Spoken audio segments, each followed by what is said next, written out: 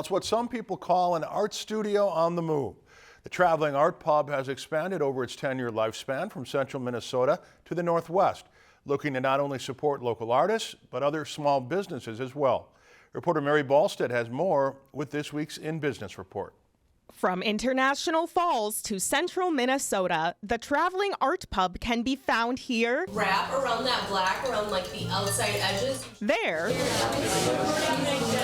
And everywhere. Try to avoid the fish. We bring all the art gear, canvases, easels, paints, and we set up at breweries, restaurants, wineries, other event centers, and people register through our website beforehand most of the time, and then they just show up. I have all the gear ready and we start painting. With the goal of bringing together not only people but businesses as well, the Traveling Art Pub blends art education and community connections. I sit in front of people, I paint along with them, and I tell them exactly what I'm doing, what paint I'm using, what paintbrush I'm using, and they paint along with me, and sometimes the results are pretty close to mine, and sometimes they just do their own thing, which is great. While the Traveling Art Pub does have studios in Walker and Bemidji, by collaborating with area stores, this brings business not only to them, but their partners as well. Since we opened in 2019,